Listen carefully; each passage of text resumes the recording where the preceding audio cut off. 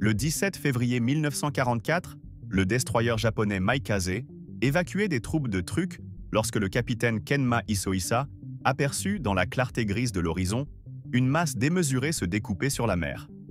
Son instinct se crispa. C'était l'USS New Jersey, alors considéré comme le cuirassé le plus rapide au monde. Isohisa ordonna toute puissance en avant. Le Maikaze était souple et vif, mais cela ne suffirait pas. Cette citadelle flottante, 20 fois plus lourde, non seulement tenait la cadence, elle gagnait du terrain. La fuite n'était plus une option. Isohisa choisit alors l'impensable, faire face. Il vira de bord et fonça droit vers l'adversaire. L'océan, soudain, explosa sous le feu. L'USS Iowa entra dans la poursuite. Ses canons de 16 pouces lancèrent des obus gros comme des voitures compactes. Le croiseur japonais Katori encaissa un coup en plein centre qui le brisa net, puis une salve après l'autre l'acheva. Vint le tour du Maikaze. Sur le pont du New Jersey, le capitaine Carl F. Holden vit ce que personne n'attend d'un destroyer. Il ne décroche pas, il charge. Une attaque à la torpille, car même le cuirassé le plus puissant peut sombrer sous des torpilles bien placées. L'ordre tombe, ouvrir le feu. Les 5 pouces hurlent, le Maikaze est mis en pièces. Mais, avant de disparaître, il a lancé sa bordée de torpilles. À bord du New Jersey, on pousse la machinerie à fond, plus de 200 000 chevaux, pour une embardée brutale.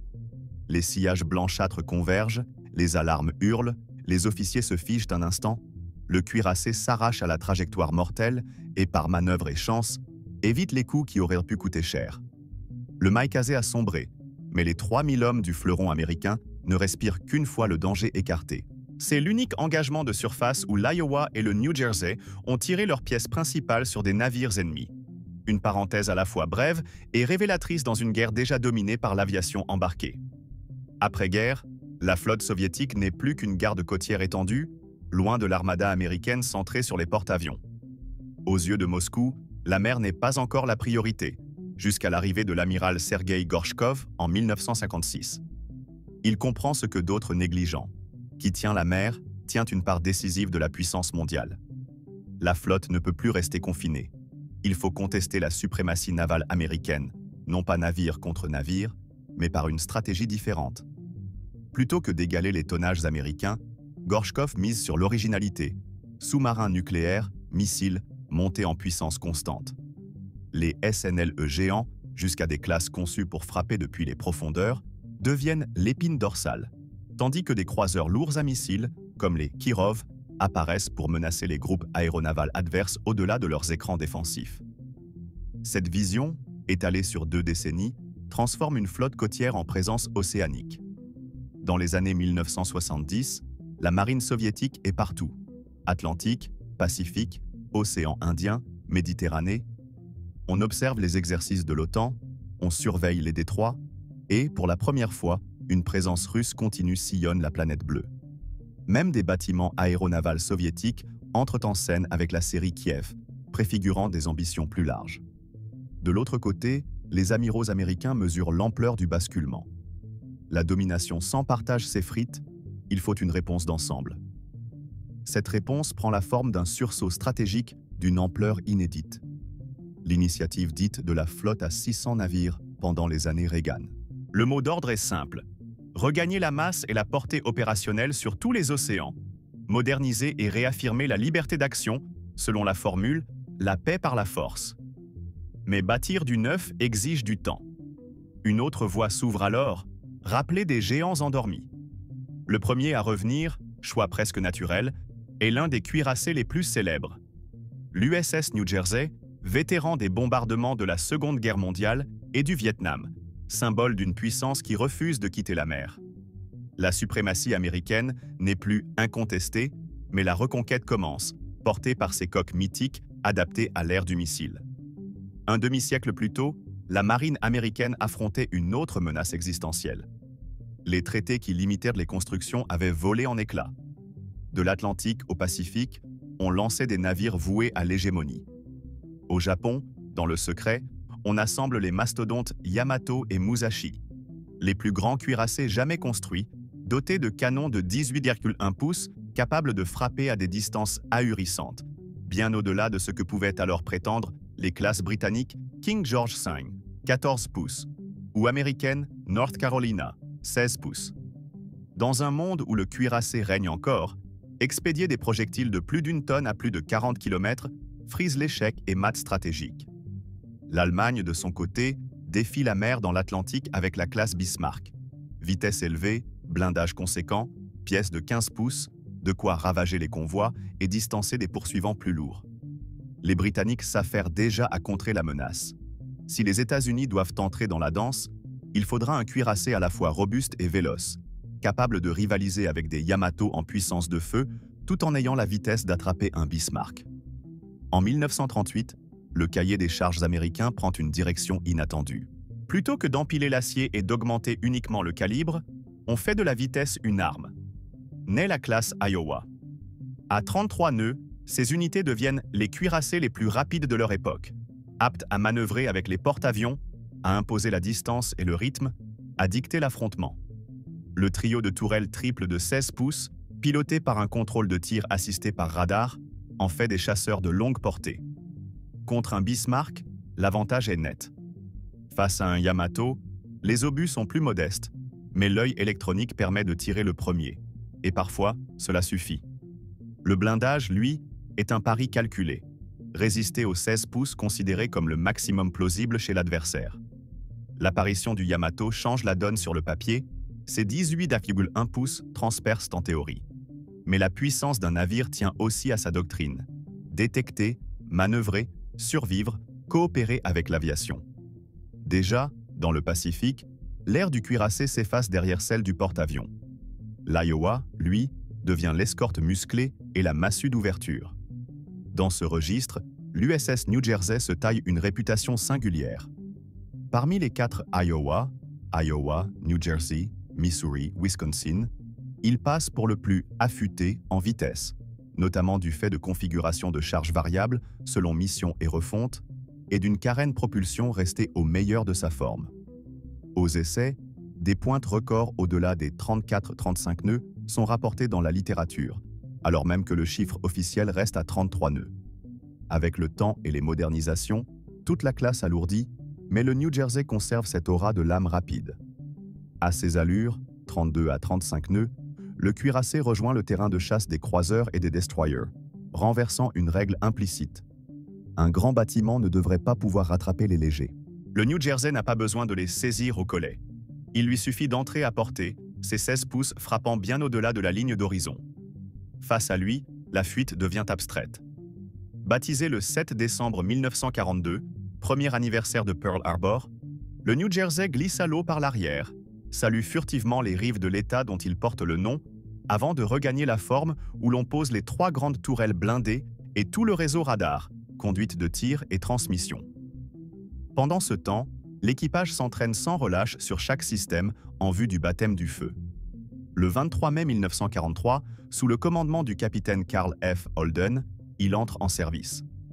Début 1944, il file vers le Pacifique. Lors de l'assaut contre les Marshall, ses 16 pouces labourent les positions japonaises pour ouvrir la voie au débarquement. Ce n'est qu'un début.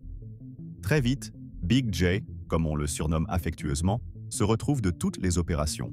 Marshall, Nouvelle-Guinée, Caroline, Marianne, Philippines, Palau, Iwo Jima, Okinawa. Partout, ses tirs brisent les défenses avant l'assaut. 2 fois, il participe aux attaques contre Truk, place forte majeure de l'Empire dans le Pacifique Sud. Peu à peu, une évidence s'impose. La guerre pour laquelle l'USS New Jersey a été pensée, duel de cuirassés, n'a presque pas lieu. La domination appartient au groupe aéronaval. Le New Jersey et ses sister ships se voient confier des rôles différents. Artillerie côtière avant les débarquements et en haute mer, écran anti-aérien au profit des porte-avions. Pourtant, aux premières heures d'opération Hailstone, 17-18 février 1944, il lui est donné, aux côtés de l'USS Iowa, d'engager réellement des navires ennemis. Des avions américains surprennent Truk à l'aube. Des bâtiments japonais tentent de fuir. L'amiral Spruance, à bord, prend la tête d'un groupe de surface pour intercepter. L'Iowa et le New Jersey tirent leurs pièces principales, tandis que les 5 pouces et les croiseurs achèvent les cibles. le Katori coule sous les coups de l'Iowa. Le Maikaz est envoyé par le fond, non sans avoir lancé ses torpilles qui manqueront le New Jersey. Ensuite, le New Jersey escorte les porte-avions lors du premier grand raid sur Tokyo. Ces canonniers revendiquent des dizaines d'avions ennemis détruits, y compris des kamikazes, et récupèrent des pilotes américains abattus en mer. Viennent les grands rendez-vous du Pacifique. La mer des Philippines en juin 1944, le tir au dindon des Mariannes, qui saigne à blanc l'aéronavale japonaise. Puis, 3 mois plus tard, Leyte, bataille navale titanesque qui brise définitivement la flotte impériale. Le navire sert tour à tour de pavillon aux 2 géants de l'US Navy, Raymond Spruance et William Bull Halsey. Rare privilège qui dit sa place dans la flotte. On le voit à Peleliu, Leyte, Mindoro, Luçon, Formose, puis dans la vaste virée de la mer de Chine méridionale. Autant d'étapes qui grignotent l'emprise japonaise. À la fin du conflit, après avoir martelé des positions, escorté des porte-avions et combattu au large, Big G ramène au pays des milliers d'hommes victorieux. La paix revenue, le cuirassé est mis en réserve. On juge ces géants coûteux et dépassés. Mais la Corée s'embrase en 1950. On réactive le New Jersey. En mai 1951, il ouvre le feu au large de la côte Est. Wonsan tremble sous des salves précises à plus de 30 km. À chaque apparition, les forces adverses se replient vers l'intérieur des terres, hors de portée. Les tirs massifs écrasent bunkers, cavernes et batteries. L'armistice de 1953 survient peu après ces démonstrations de puissance navale. Le Vietnam est d'une autre nature. Guérilla loin des côtes. Peu de combats navals. Ramené en 1968, le New Jersey, modernisé, devient l'outil idéal pour un appui-feu continu au profit des troupes. Des milliers d'obus de 16 et 5 pouces, plus que pendant la Seconde Guerre mondiale et la Corée réunie, sont tirés, sans opposition sérieuse depuis la mer. Puis il repart se reposer jusqu'au grand retour des années 1980. Dans le cadre de la relance navale américaine, on transforme ces coques d'acier en plateformes mixtes. Suppression d'une DCA vieillissante, ajout des systèmes rapprochés Phalanx, adoption de missiles de croisière Tomahawk pour frapper au loin avec précision, et de missiles anti-navires Harpoon pour menacer les bâtiments de surface. Le résultat est hybride, moitié héritage, moitié arsenal moderne, capable d'encaisser et de frapper par-delà l'horizon. Un casse-tête pour une marine soviétique davantage focalisée sur la lutte contre les groupes aéronavals. Recommissionné en 1982, le New Jersey est très vite projeté en Méditerranée orientale. Après l'attentat contre les Marines à Beyrouth en 1983, ces 16 pouces tonnent de nouveau au combat, une première depuis le Vietnam, avec des bombardements massifs de positions hostiles dans les montagnes surplombant la ville, épisode aussi symbolique que controversé. Ces tirs, près de 300 obus lourds, le 8 février 1984, marquent l'apogée de son action en appui, mais suscitent des débats sur l'emploi et la précision de l'artillerie navale lourde dans un théâtre complexe. Tout au long des années 1980, la présence du New Jersey agit comme une dissuasion flottante. Difficile, pour les navires à missiles soviétiques, de s'écarter des lignes rouges quand patrouille le cuirassé le plus rapide, désormais doté de missiles modernes et de ses canons emblématiques. Mais la fin de la guerre froide et la chute de l'URSS changent les priorités. En 1991, la flotte à 600 navires n'a plus de raison d'être. Le New Jersey est désarmé une dernière fois et devient navire-musée à Camden, perpétuant l'héritage de ce qui demeure, pour beaucoup, le cuirassé le plus marquant de l'histoire navale américaine. Pour les opérations suivantes dans le Pacifique, le New Jersey escorte les grands porte-avions lors des raids contre l'archipel japonais, couvrant les appareils au décollage et au retour, et récupérant des aviateurs tombés en mer après des combats éprouvants. Au cœur de la bataille de la mer des Philippines, en juin 1944, son rideau anti-aérien contribue au tir au dindon des Mariannes, qui ruine l'aéronavale impériale en l'espace de 2 journées décisives. 3 mois plus tard, il s'illustre encore à Leyte, la confrontation navale la plus vaste de l'histoire, qui met définitivement à genoux la flotte japonaise.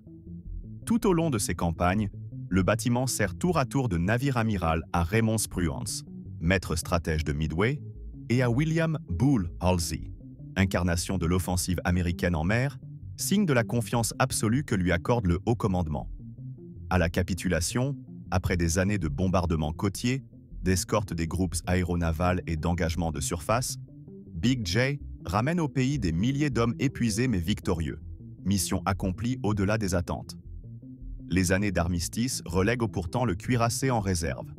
Trop coûteux, trop lourd face à l'ère du missile et de l'aviation. Tout change en 1950, quand la péninsule coréenne s'embrase.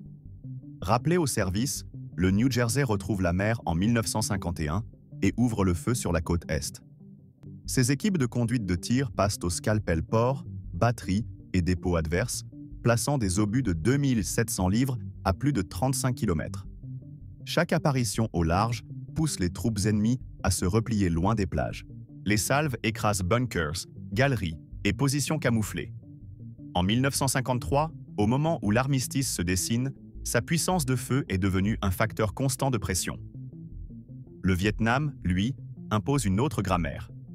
Guérilla à l'intérieur des terres, quasi-absence de duel naval.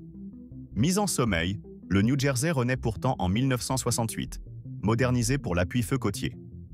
Pendant des mois, ses tourelles de 406 mm et ses 127 mm arrosent des objectifs inaccessibles à de plus petites pièces, souvent par mauvais temps, où l'aviation opère difficilement. Les chiffres donnent l'ampleur.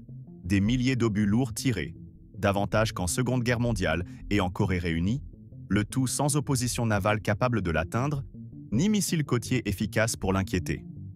Quand il quitte la zone, il a démontré qu'un cuirassé, correctement employé, reste un outil d'appui d'une redoutable constance. Au tournant des années 1980, les États-Unis décident de regonfler la flotte dans un contexte stratégique tendu. Plutôt que d'attendre des constructions neuves, on réactive les Iowa et on les adapte à l'ère nucléaire et électronique.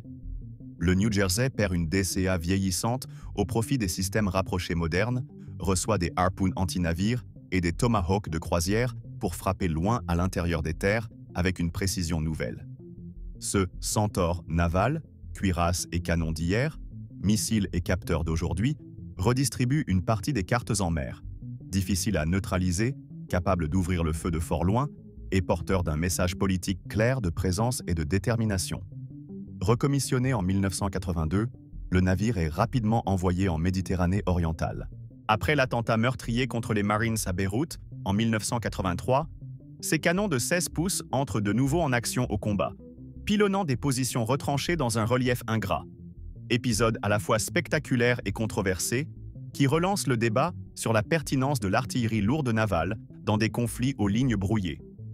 Tout au long de la décennie, sa silhouette demeure un rappel flottant.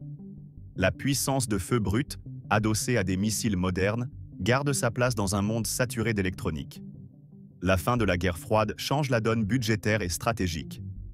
Avec l'effondrement de l'URSS en 1991, l'argument d'une flotte hypertrophiée s'étiole.